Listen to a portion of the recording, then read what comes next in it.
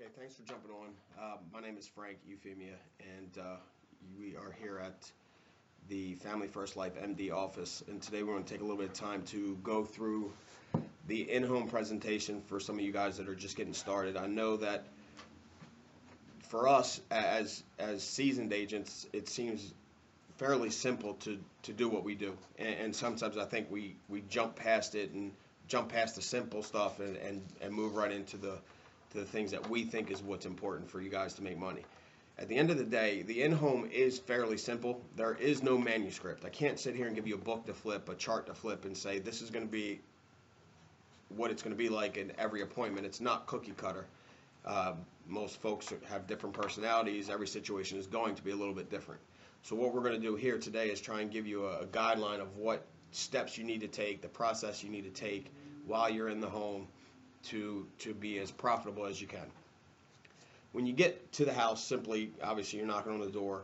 I'm big on taking control from the second I walk in. I reach out, shake hands, look them in the eye, and tell them who I am and why I'm there.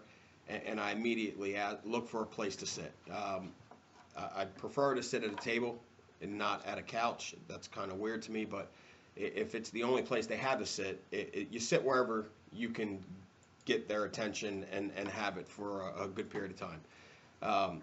You're immediately looking around the rooms, looking for things you can relate with, pictures, statues, trophies, whatever it is that you can pull in to draw out conversation is what you should be looking to do. You're going to spend anywhere from 10 to 15 minutes just in building rapport, meaning you guys are having small talk. You're asking them about the family, about their jobs, about their spouses,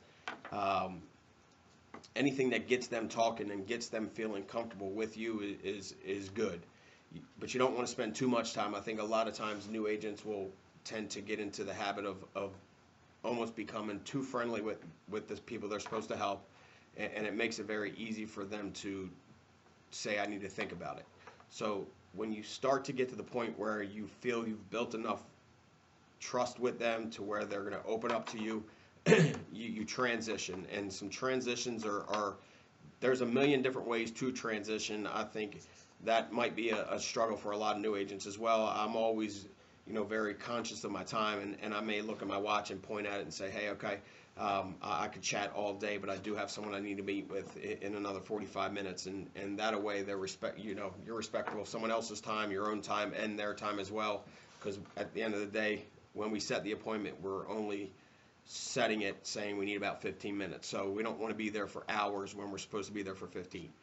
So your transition can look like, okay, so I always like to set up my transition and ask them a question, set it up with, so Tom, you told me your house is worth $200,000 and you and Mary live here, and is it safe to say that your whole goal is to make sure if something happens to you, Mary can pay the house off, and vice versa? Is that a safe statement to make? And most of the time it is a safe statement. That's why folks fill out the forms, and I have one here that we get. It's a lead that we use for mortgage protection, and it does stay on there. Death will pay off your loan in the event of a death, and that's why most people fill it out. So be very assumptive. Ask them. It's safe to say that don't ask them, tell them. Make a statement, and then most of the time they will agree. If they're thinking something else, they will tell you at that point in time. But a lot of new agents make the mistake of saying, why did you fill out this form? Well, that's a very broad question, and a lot of times you'll get an answer that I just wanted to get some information. Well, the form is informative. It gives you information. It tells you if you die, it'll pay the house off. It tells you if you're disabled, it can make your payments. It tells you that it'll give you your money back if you don't die. So all of that stuff is on there. There's no need to ask them that because they already read it and filled it out and sent it to a blind P.O. box. So be very assumptive about it. I like to explain it to them. Death, in the event you die, will pay the loan off. Disability, these are all things that they need to qualify for. So you kind of go through and get an idea of what's most important to them, and then you have to qualify them. Meaning, you have to ask them health questions. Have you had anything major go on in the last 5 to 10 years? Have you ever had cancer? Have you ever had a stroke? Have you ever had a heart attack? A good question to ask is, what medications do you take presently? What have you taken in the last 5 years? If you understand what medications they take. That will paint the picture of how their health has been. We use an app on your phone. It's called iTriage. You can plug in any medication that they give you, and it'll tell you what it's used to treat, and if it's multiple use, dual usage. It's a good app to have, and it's something that will save you time in the long run. At the end of the day, there's unlimited resources for you guys to use, and if you can't get answers, you can always pick the phone up and call us, and we will help you out. But if you don't call, we don't know you need help. So once you build your rapport and you've kind of established why you're there, and you're asking them health questions, it's very important that when you're establishing why you're there, you tell them exactly why you're there. My job is this. I'm very upfront with folks. My job is to help you figure out A, which company is going to be best for you, B, which product's going to be best for you, and C, if the company will accept you, meaning will you qualify for the program. That's what we're going to do today. We almost let them know ahead of time in the first 15-20 minutes that we're filling out an application today to check their eligibility for insurance. Why? Because I want to address objections up front, not at the end of the appointment. I don't want to be sitting there for an hour and 15 minutes and find out an hour and 20 minutes into it that they never wanted to fill out an app because they just wanted to shop you out. Does that happen? Absolutely. But if you know ahead of time, then you can make a decision on whether or not it's worth time staying there and pushing them, or just wrapping it up faster and moving on to the next. So, introduction, introduce yourself, tell them why you're there, who you are, build your rapport, small talk. Friends, family, children, grandchildren, find something that they're passionate about, dig deep. So don't ask a lot of questions, but when you find out where their passion is, a lot of times if it's an older lady in her 60s, 70s, and she has grandchildren, that will be her passion. If it's an older gentleman, fishing might be his passion. I don't know. You just, whatever you find out that they're in love with, that's what you ask the most questions about. Why? Because that's your ammunition to sell what you're there to sell, and that's most of the time the reason that you're there is because they're looking to protect whatever it is that they love the most. So, medications, simple health questions. If they are 100% healthy, okay, and they're looking for mortgage protection, then your options are pretty much everything we have. Your first option will be looking into HMS product through America. We write HMS 150 and HMS 125. They pay the best, they give the clients the best value, and they offer cashback option. Now again, there's going to be some things in here that are very broad and some things in here that are more detailed. HMS is a product, and there's a lot of variables inside of that product, and your guys' homework is going to be to learn that product. That's going to be one of the products that we advise you to learn fast, because it's going to be your most popular product for mortgage protection. The other product you're going to need to know right off the get-go is Royal Neighbors Final Expense. It's a simplified issued whole life policy. That is going to be anybody that's not eligible for HMS 150 or HMS 125 because they have some health challenges. Maybe they're 64 years old, they had cancer when they were 52. Well, they're not going to qualify for simplified issued mortgage protection. And your job is to help them get coverage. You're going to fall back onto something that you know you can get them approved for, and that will be some final expense life insurance. And there's a bunch of different ways you can go through presenting that to them, and we'll get to that in a little bit. But that's it. That's the only two things that you guys need to know, because there's no sense in overwhelming yourselves with 15 different products when I've been doing this now for 6 years, and there are about 3 products that I write total. So I have option to write 30, and I choose 3, and it's not because I don't know them. It's because the 3 products that I write give the clients that I write them for the most value. So once we've established rapport, once we've established the need, then you're going to simply take the lead sheet, and here's what I do. I flip it over onto the back because it's blank on the back, and while I'm talking to them, I'm writing things down. So this lady's name is Latoya. So I would write her name down up in the top left-hand corner. I would write her age. Latoya is 49. and then I would put an S if she smokes, and I would put nothing if she doesn't smoke. That's just some simple stuff. Now, while we're in the rapport building fashion of this, if she tells me she works at the Pentagon, I'll write that down somewhere on the sheet. I try to sectionize it. I put, income and stuff she gets with her benefits and her job down at the bottom. I put, if she's got a spouse, I'll put one spouse on one side, the other spouse on the other side. But write down as much as you can. People like to know that you're paying attention. They also like to be called by their name. So I'll say their name a whole lot during the presentation, just because people like to hear their name. You'd be surprised if you go out to a restaurant and you have a waitress that's waiting on you, try calling her by her name and see if the service that you get doesn't change a little bit. People just like to hear it. It makes them feel good. So you're going to get the loan amount, which is right on the front of the lead sheet. And this one's $92,000. I'll write that at the top. You're going to ask them what their monthly payment is. Let's call her $794.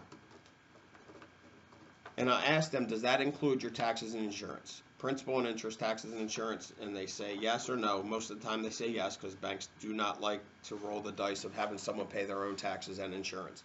So PITI is taxes, principal and interest, taxes, insurance. I write that next to the payment. I also ask them what their interest rate is. Why? Well, because we have software that we utilize, and if you're new, you will get it. But with the cashback option that America offers, we believe that we can help folks pay their loan off early, and if they don't die, and we can believe that we can cover the loan so that it's paid off if they do die. And that's a win-win situation. A lot of folks will pay extra $50, $100, $200 a month on their mortgage, thinking that they can cut it down from a 30-year to a 25 to a 20 to a 15-year. And if their goal is to protect their spouse, and they're paying extra towards the mortgage, why not take that money that you're putting towards the mortgage on top of your mortgage payment and put it into a protection plan? Whereas if you die, it's paid off, but if you don't die, it's still paid off. It's a screaming home run on both sides of the fence. So I always ask them what their rate is, because we have a software that we use. We plug in their rate, their loan amount, and it gives us the payment, and it gives us exactly what the balance of the loan will be throughout the entire term of the mortgage. So if I show LaToya at 49 a $92,000 plan, I'm writing 92 grand on the back of the sheet, and I'm writing, you go to the Americo software, you put her age in, you put her gender in, and then you put the amount of coverage in the box, and then down on the left-hand side you'll see 15, 20, 25, 30, and that's the options you have. You'll also see a box that says cash back. If you click that box, it'll tell you, it keeps you from making mistakes. So if you click the cash back box, then it'll let you know exactly what your options are, if you can do a 15, a 20, a 25, or a 30 year, and then it'll let you know what you can't do as well. If someone's 69 years old and you're trying to do an HMS, the cashback option, you can't check it because it's not available for someone that's 69. But for this situation, it's available.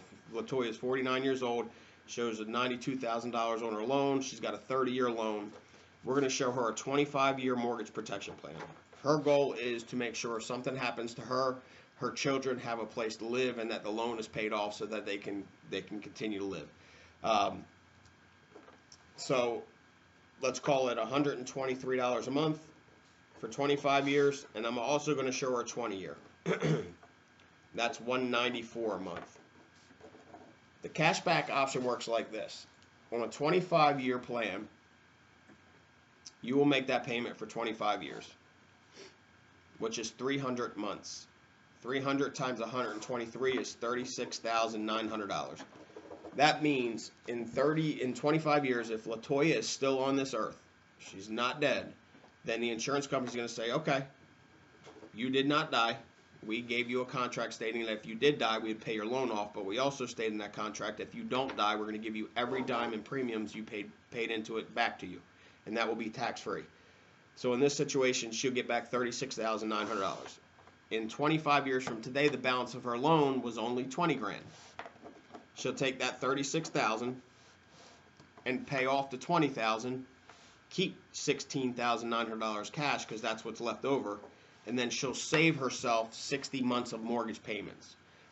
And the good thing about the calculator that we use to find out what the amortization schedule is for a mortgage it gives you the principal and interest payment. The $794 payment she told me she was paying includes her taxes and insurance, so you can't take into account savings on taxes and insurance because she's going to continue to pay that even though the loan is paid off. So let's just say her principal and interest payment was $512. If you multiply $512 times 60, then Latasha would save $30,000 in interest. Actually, $30,720. So that's option one.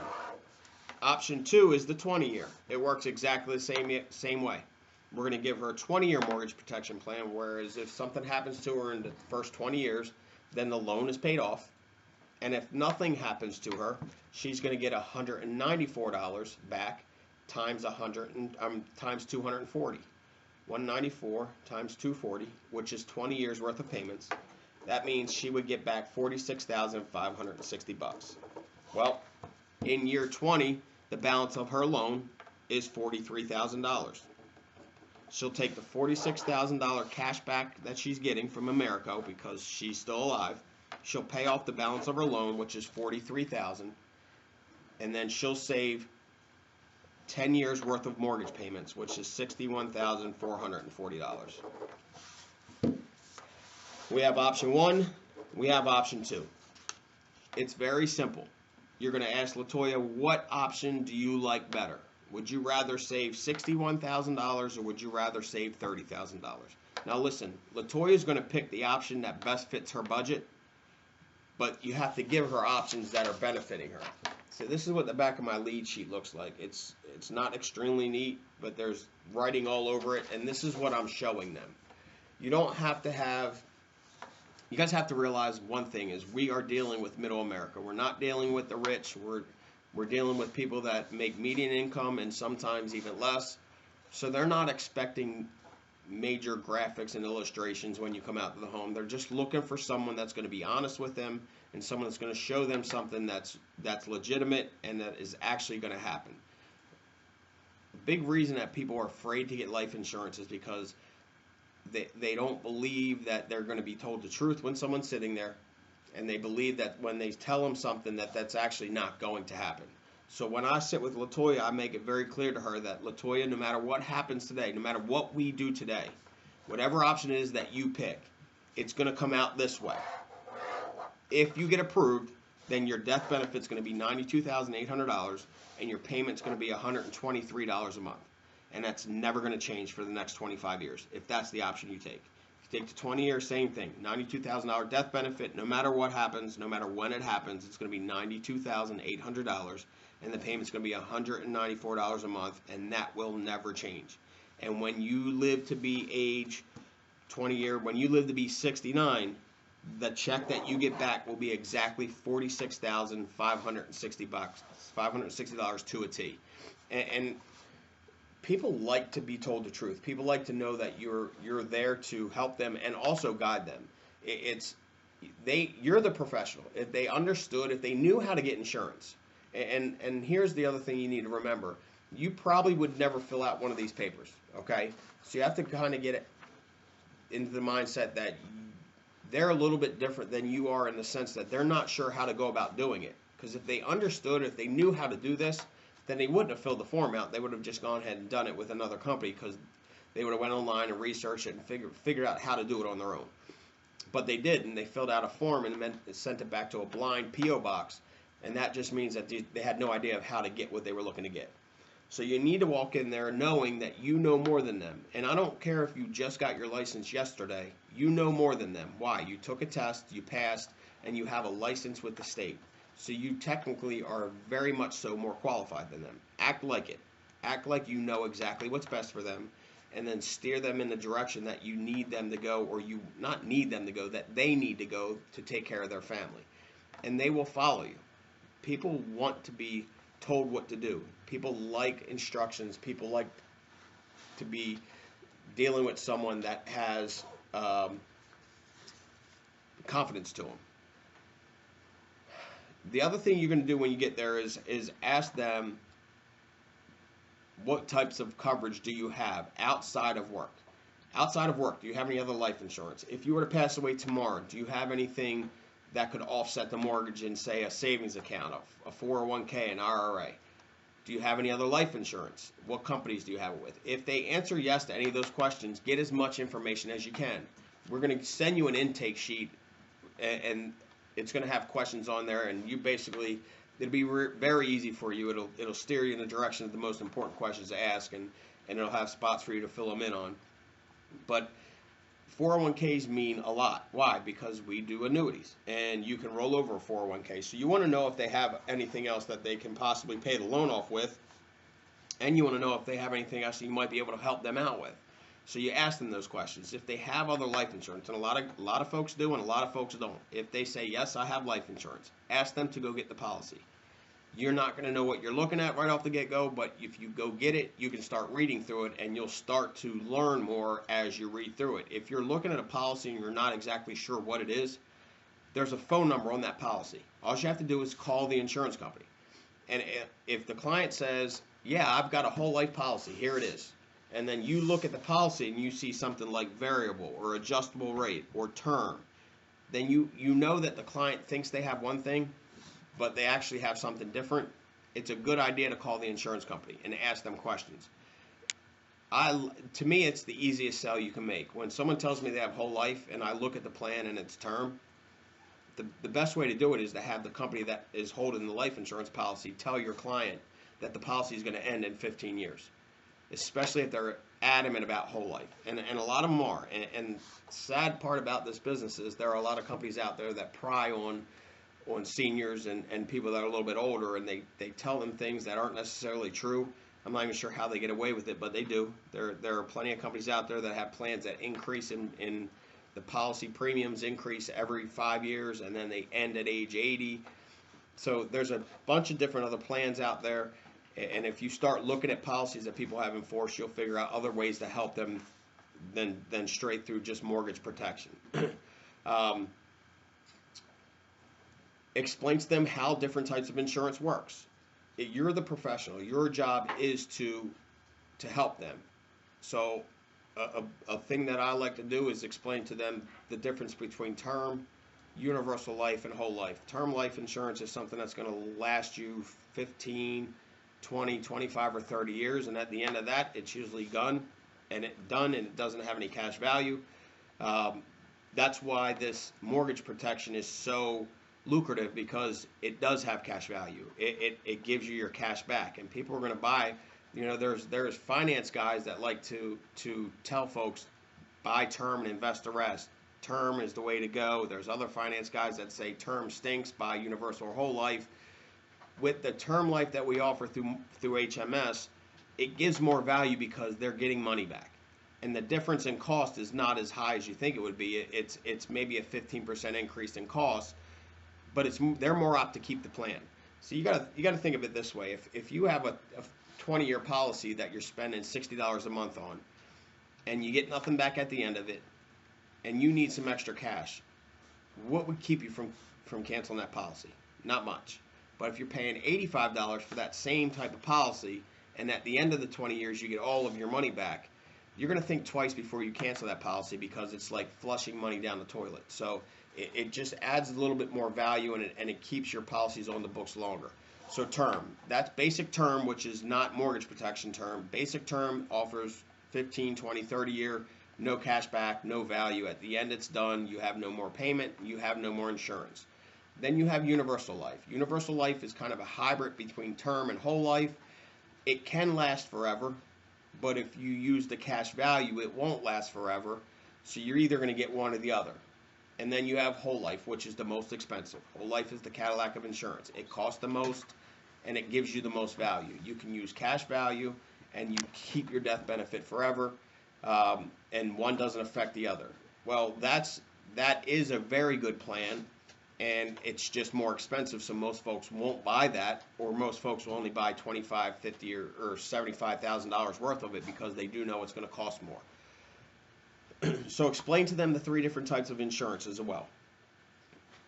The more you sound intelligent, the more you sound like you understand this business, the more apt they are to trust you, and more apt they are to let you be the one to protect our family. You gotta remember, they're buying you. They're not buying Americo. They're not buying the product. They're buying you, and they're buying their faith in the fact that you're gonna be the one to help their family out in case something happens to you.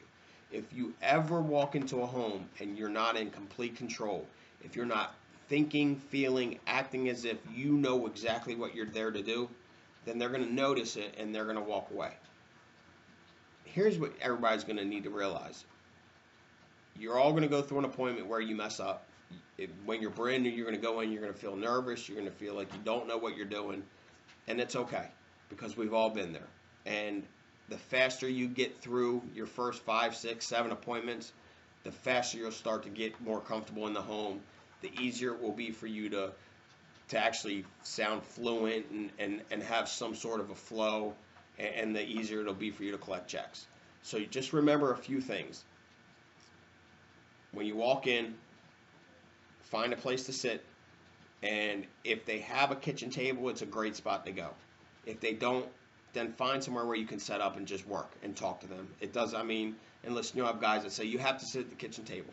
Yes, that's preferable, but it's not the be-all, end-all. I've sold $350 a month checks sitting on a sofa.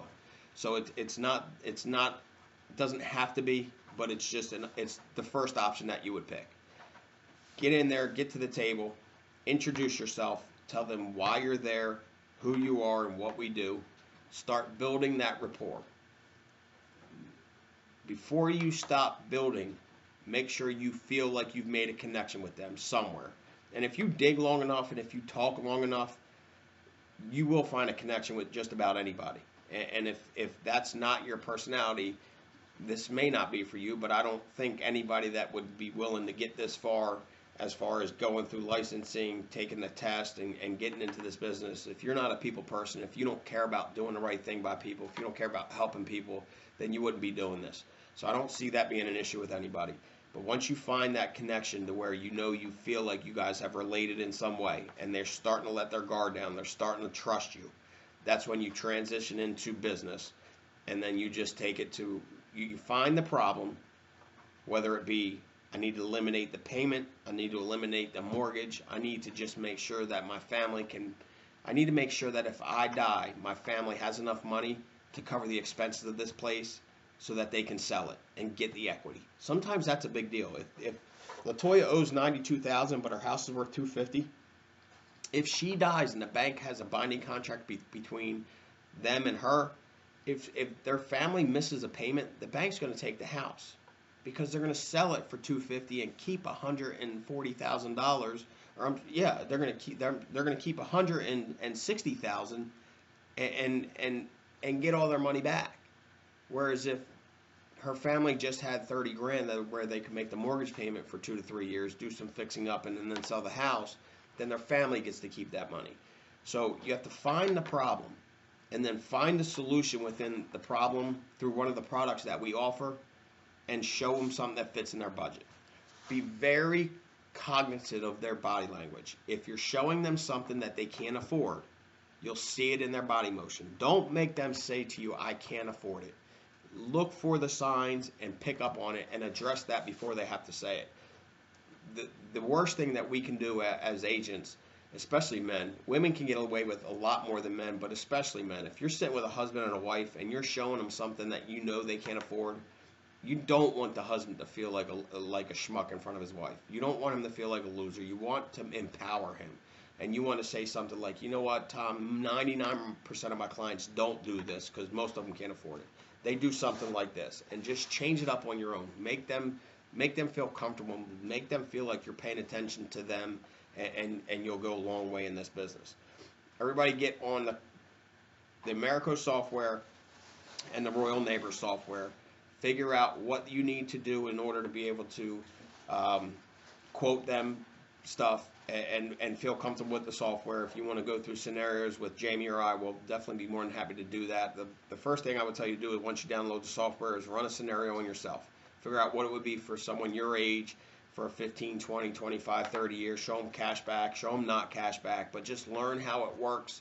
Read through the application, because most of the stuff that they're asking you that's going to make a difference in the approval process is right here in this app.